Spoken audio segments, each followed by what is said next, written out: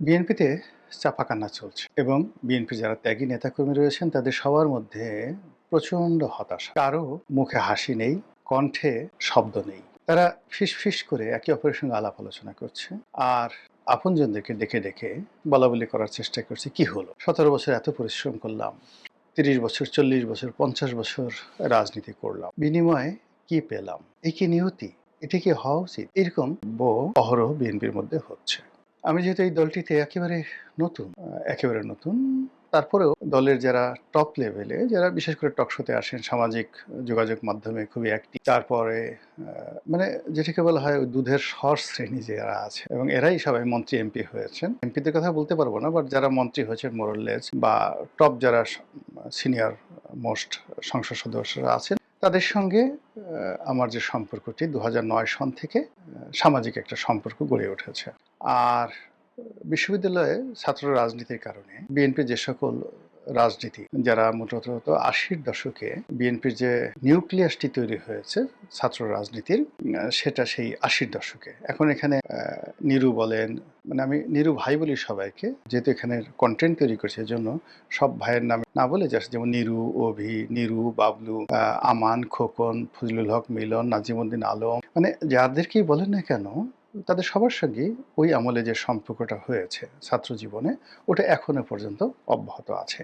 তারপর বিএনপির যে ব্যবসায়ী গ্রুপ যারা আছেন, টপ ব্যবসায়ী গ্রুপ, বিভিন্ন সময়টাতে যারা ক্ষমতায় থাকাকালীন সময়েও তারা লাভবান হয়েছেন বা ক্ষতিগ্রস্ত হয়েছেন, ক্ষমতার আগেও ক্ষতিগ্রস্ত হয়েছেন। বিএনপি পন্থী যারা সাংবাদিক আছেন, কবি আছেন, সাহিত্যিক আছেন, মোটামুটি সেই ৮০-র দশক থেকে আজ অবধি যে বিভিন্ন স্তরে বিএনপি সবার সঙ্গে সম্পর্ক ছিল এবং এখনো আছে। আর বিশেষ করে যারা টকশোতে আসেন, যারা মন্ত্রী এমপি হয়েছেন, যাদেরকে আমি বলি লেয়ার, মানে দুধের স্বর, যারা এদের সঙ্গে সম্পর্কটা মানে বেশি। এর কারণ হলো অলমোস্ট এভরি নাইটই এদের সঙ্গে সেই ২০০৯ সন থেকে বেশি বেশি দেখা হয়ে আসছে। এবং যেহেতু আমি এমপি ছিলাম, এমপি পদমর্যাদার যারা লোকজন আছেন, অর্থাৎ বিএনপি যারা এমপি ছিলেন বা যারা এমপি হতে পারে, তাদের সঙ্গে যোগাযোগটা বেশি হয়।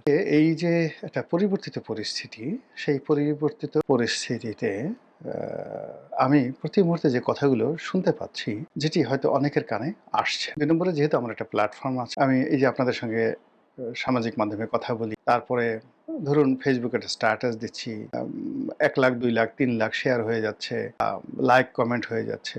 একটা ফেসবুক পোস্ট কখনো কখনো এই ২ কোটি, ২.৫ কোটি বার দেখা হয়ে যাচ্ছে। তো যার কারণে হয় কি, মানুষজন বলে, অনেক বড় বড় মিডিয়া হাউস বলেন, অনেক বড় বড় সাংবাদিক বলেন, তারাও দেখা গেল যে একটু বলে যে, ঠিক আছে, রনি সাহেবকে যদি কথাটা বলি, আর সে যদি তার সোশ্যাল মিডিয়াতে এই কথাগুলো তুলে ধরে, তাহলে তাদের জন্য ভালো হবে। বিকজ দেখা গেল যে আপনি প্রথম আলোর কথাই চিন্তা করেন, প্রথম আলোর সার্কুলেশন, আমি সবচেয়ে বাংলাদেশের, মানে যাকে বলা হয়, এই গত কয়েক বছরে একেবারে টপ চার্টে যে পত্রিকাগুলো ছিল, তার মধ্যে বাংলাদেশ প্রতিদিন ১ নম্বর। বাংলাদেশ প্রতিদিনে সেই আমি ২০০৯ সন থেকে লিখছি। তারপরে এখন কালের কণ্ঠে লিখছি, প্রতি বুধবারে লিখছি। কালের কণ্ঠ এখন সার্কুলেশনের দিক থেকে বাংলাদেশ প্রতিদিনের পরে প্রথম আলোর পরে যে মানে পত্রিকাগুলো আছে, এগুলো মোটামুটি একই আছে, যেমন যুগান্তর, কালের কণ্ঠ, সমকাল, তাদের ৫,০০০, ১০,০০০ ডিফারেন্স। তো সেই কিন্তু ইনফ্লুয়েন্সের দিক থেকে কালের কণ্ঠর ইনফ্লুয়েন্স বেশি। কালের কণ্ঠের নিউজের কারণে সেই গত কয়েক বছরে সারা বাংলাদেশে অনেক তোলপাড় হয়েছে। বেনজির সাহেবের চাকরি গেল,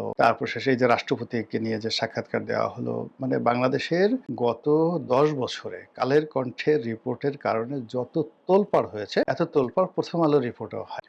তো সেই কালের কণ্ঠে আমি প্রতি বুধবারে লিখি, কিন্তু কতজন মানুষের পড়ে? কালের কণ্ঠে যতজন মানুষ পড়ে, তার চেয়ে ওই লেখা যখন আমি আমার পেজে দেই, ফেসবুক পেজে দেই, তখন বেশি মানুষ পড়ে। এই জন্য হয় কি, সমাজের বিভিন্ন স্তরের মানুষ, এমনকি যে একেবারে সাধারণ মানুষ, হয়তো কেউ আমার এই কন্টেন্ট দেখেন দিনাজপুর থেকে, তিনি তার একটা মনের কথা বলতে চান, তার কথাটা তুলে ধরতে চান। তো একইভাবে বিএনপির লোক, আওয়ামী লীগের লোক, জামাতের লোক, সবাই বলেন। বলার ফলে কি হয়, আমার মধ্যে একটা প্রতিক্রিয়া তৈরি হয়। বিভিন্ন অ্যাঙ্গেল থেকে যখন মানুষের দুঃখের কথাগুলো মানে শুনি, এখানে আরেকটা ব্যাপার উল্লেখযোগ্য হলো, মানুষ কিন্তু আপনার সুখের কথা বলবে না। যারা মন্ত্রী হয়েছেন, যারা খুব আনন্দ পাচ্ছেন, মন্ত্রী হওয়ার পর ভালো বাড়িটা পেয়েছেন।